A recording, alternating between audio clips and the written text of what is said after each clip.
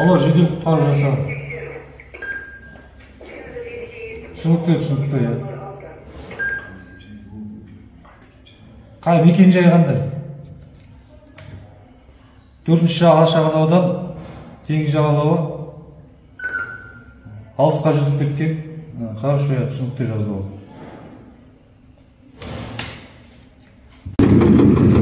Бүгінгі число 22.07-сі. Екі бала жағаға жете алмай жатыр екен. Көмекші құтқару көмек келді. Бізді кезекшілікке түскен уақытымызда патрульдік қызметке теңіз жағалауын қарауға қайықпен жіберген. Қасымдағы әріптесім екеуміз Ахметов Бейбіт кешкі жетілердің уақытында жел ауысып, жел жағадан соғатын болатын. Сол кезде теңізде жүріп Құрттай балалардың дауысын естідік, айқайлап біздерге қол бұлғап шақырып атқанына. Ол біздің құтқару міндетіміз болғандықтан жедел моторды қыздырып соған қарай бардық. Барсақ, балдар екі бала болатын, біреуі қолындағы ескегін жоғалтып алған, түсіріп, екіншісі бір-бірін сөйлеп келе жатыр екен.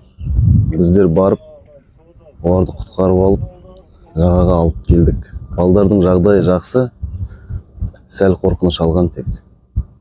Желде қатты соққан болатын.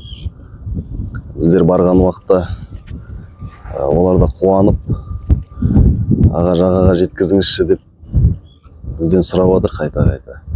Біздер барып осы тез салып алдық, жағаға алып келдік.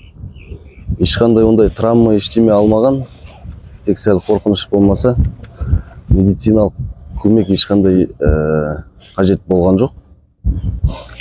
Жағаға шығардық, балдар рахметін айтып кетті. 3 километрден асуға болмайды.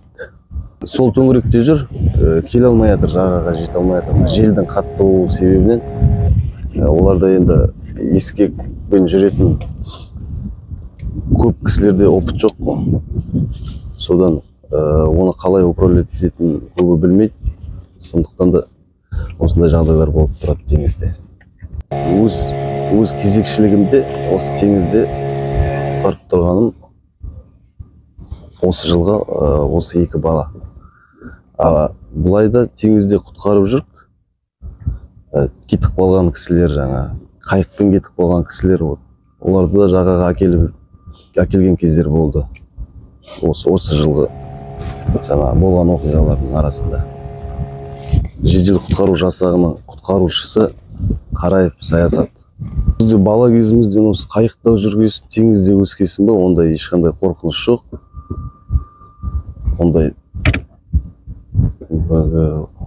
үйреніп кеткен, етіміз үйреніп кеткен. Ондай ешқандай қорқыныш болмайды.